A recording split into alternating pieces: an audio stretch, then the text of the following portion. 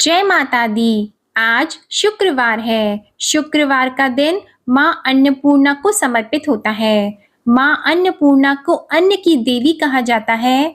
माँ अन्नपूर्णा की कृपा से पूरी सृष्टि का भरण पोषण होता है। जो भी व्यक्ति आज के दिन माता पार्वती की पूजा करता है, उसके घर कभी भी अन्न धन की कमी नहीं होती। तो आइए आज आप सुनिए अन्नपूर्णा माता की कथा। एक समय की बात है, काशी निवासी धनंजय की पत्नी का नाम सुलक्षणा था। उसे अन्य सब सुख प्राप्त थे, केवल निर्धनता ही उसके दुख का कारण था। ये दुख उसे हर समय सताता रहता था। एक दिन सुलक्षणा अपने पति से बोली, स्वामी आप कुछ उद्यम करो तो काम चले।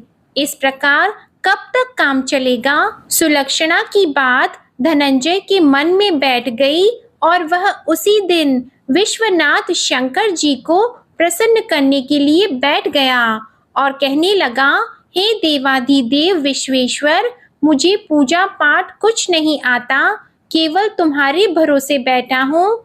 इतनी विनती करके वह 2-3 दिन तक भूखा प्यासा ही बैठा रहा। यह देखकर भगवान शंकर ने उसके कान में अन्नपूर्णा 3 बार कहा। यह कौन क्या कह गया? इसी सोच में धनंजय रह गया कि मंदिर में आते ब्राह्मणों को देखकर वो पूछने लगा, पंडित जी अन्नपूर्णा कौन है? तब ब्राह्मणों ने उसे कहा कि तूने अन्न छोड़ दिया है, सो तू अन्न की ही बात करता है। जा घर जाकर अन्न ग्रहण कर।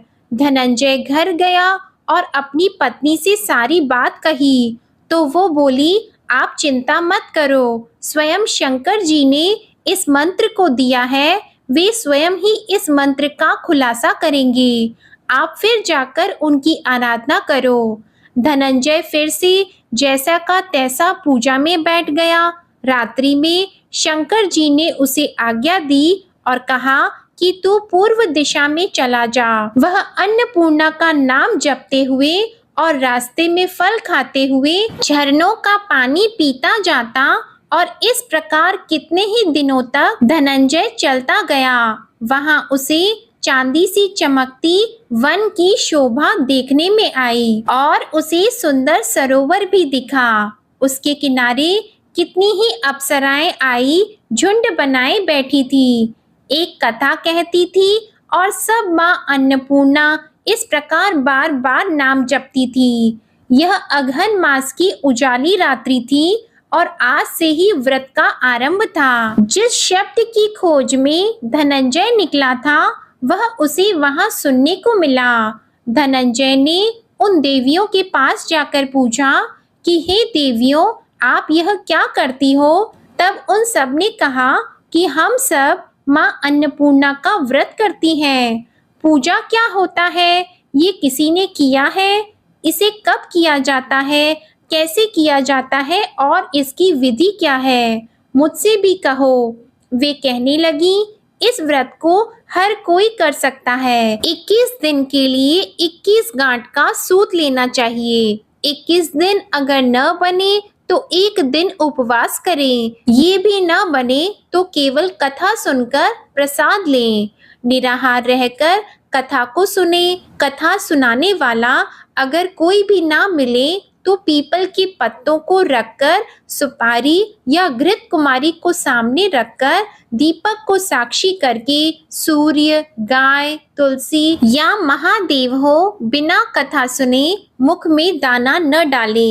यदि भूल से कुछ पड़ भी जाए तो एक दिन फिर से उपवास करें। व्रत के दिन बिल्कुल भी क्रोध ना करें और झूठ ना बोलें। धनंजय बोला, इस व्रत के करने से क्या होगा? वे कहने लगी, इसके करने से अंधों को नेत्र मिले, लूलों को हाथ मिले, निर्धन के घर धन आए, बांझन को संतान मिले, मूर्ख को वित्तीय आय मिले। जो जिस कामना से व्रत करे, माँ उसकी इच्छा पूरी करती है। वह कहने लगा, बहनों, मेरे भी धन नहीं है, विद्या नहीं है, कुछ भी तो नहीं है। मैं तो दुखिया ब्राह्मण हूँ, मुझे इस व्रत का सूत दोगी? तब उन्होंने कहा, हाँ भाई, तेरा कल्याण हो, मैं तुझे सूत देती हूँ। इस व्रत का मंगलसूत्र लो। धनंजय ने व्रत किया, व्रत पूरा हुआ। तभी सरोवर में से 21 खंड की स्वर्ण सीढ़ी हीरा मोती जड़ी हुई प्रकट हुई। धनंजय जय अन्नपूर्णा माँ कहता जाता इस प्रकार वह कितनी ही सीढ़ियां उतर गया तो देखा कि करोड़ों सूर्य से प्रकाश माँ अन्नपूर्णा का मंदिर है। उसके सामने स्वर्ण सिंहासन पर माता अन्नपूर्णा विराजमान है और उनके सामने भिक्षा हेतु भगवान शंकर खड़े हैं। देवांगनाएं चवर डुला रही हैं, कितनी ही हथियार बांधे पहरा दे रही हैं। धनंजय दौड़कर जगदम्बा माँ के चरणों में गिर गया। देवी उसके मन का क्लेश जान गई और धनंजय कहने लगा, माता आप तो अंतर्यामी हो, आपको अपनी दशा मैं क्या बताऊं। माता बोली, मेरा व्रत किया है, जा संसार तेरा सत्कार करेगा। माता ने धनंजय की जिह्वा पर बीज मंत्र लिख दिया। अब उसके रोम रोम में विद्या प्रकट हो गई। माँ का वरदान लेकर धनंजय घर आया, सुलक्षणा से सभी बातें कही। माताजी की कृपा से उसके घर में संपत्ति आने लगी।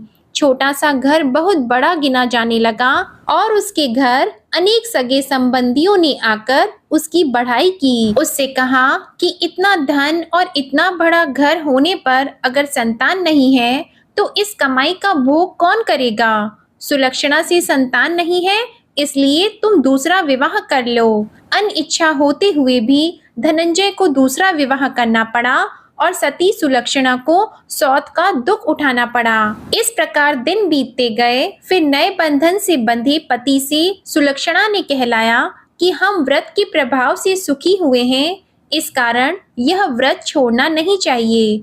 यह माता जी का प्रताप है जो हम इतने संपन्न और सुखी हुए हैं। सुलक्षणा की बात को सुनकर धनंजय उसके यहाँ आया और वह व्रत में बैठ गया। नई बहू को इस व्रत की खबर नहीं थी। वह धनंजय के आने की राह देख रही थी। जब नई बहू को इस बात की खबर पड़ी तो उसके मन में ईर्ष्या की ज्वाला दहक पड़ी और वह सुलोचना के घर आ पहुंची। उसने वहां भगदड़ मचा दी और धनंजय को अपने साथ ले गई। नए घर में धनंजय को थोड़ी देर के लिए जब निद्रा आ गई तो नई बहू ने उसके व्रत का सूत तोड़कर आग में फेंक दिया। अब तो माताजी का कोप जाग गया और घर में अकस्मात ही आग लग गई। सब कुछ जलकर खाक हो गया। सुलक्षणा जान गई और पति को फिर अपने घर ले आई। इस बात पर नई बहू रूठकर अपने पिता के घर चली गई। पति को परमेश्वर मानने वाली सुलक्षणा बोली कि नाथ आप घबराओ नहीं, माताजी की कृपा अलौकिक है। पुत्र कुपुत्र हो सकता है पर माता कभी भी कुमाता नहीं होती। अब आप श्रद्धा और भक्ति से आराधना शुरू करो, वे हमारा कल्याण करेंगी। धनंजय फिर माता के पीछे पड़ गया और वह सरोवर सीढ़ी प्रकट हुई। उसमें वह माँ अन्नपूर्णा कहकर उतर गया। वहां जाकर वह माता जी के चरणों में वंदन और रुदन करने लगा। माता प्रसन्न हुई और बोली कि ये मेरी स्वर्ण की मूर्ति ले, उसकी पूजा करना, तुम फिर से सुखी हो जाओगे। जाओ मैं तुम्हें आशीर्वाद देती हूँ। तेरी स्त्री सुलक्षणा ने श्रद्धा से मेरा व्रत किया है, उसे मैंने पुत्र दिया है। धनंजय ने जब आंखें खोली तो खुद को काशी विश्वनाथ के मंदिर में खड़ा हुआ पाया। वहां से वह उसी प्रकार अपने घर को चला गया। इधर सुलक्षणा गर्भवती हुई और उसे एक पुत्र की प्राप्ति हुई। गांव में आश्चर्य की लहर दौड़ गई।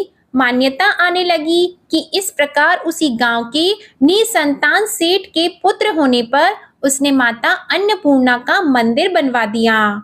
उसमें माताजी धूमधाम से पधारी और धनंजय को मंदिर के आचार्य का पद दे दिया। जीविका के लिए मंदिर की दक्षिणा और रहने के लिए बड़ा ही सुंदर सा भवन दे दिया। धनंजय अपनी स्त्री और पुत्र के सहित वहां रहने लगा। माताजी के चढ़ावे में उसकी भरपूर आमदनी होने लगी। उधर नई बहू के पिता के घर डाका पड़ गया और उनका सब कुछ लुट गया। वे भीख मांगकर पेट भरने लगे। जब सुलक्षणा को इस बात का पता लगा तो उसने उन्हें बुलावा भेजा। फिर सुलक्षणा ने उनको एक अलग घर में रख लिया और उनके अन्न और वस्त्र का प्रबंध भी कर दिया। धनंजय, सुलक्षणा और उसका पुत्र माता जी की कृपा से आनंद से रहने लगे। माता जी ने जैसे उनके भंडार भरे वैसे ही सबके भंडार भरे। प्रेम से बोलिए माँ अन्नपूर्णा की जय। आपको ये कथा अच्छी लगी हो तो वीडियो को लाइक करके चैनल को जरूर सब्सक्राइब करिएगा और कमेंट में माता रानी की जय जरूर लिखिएगा। धन्यवाद।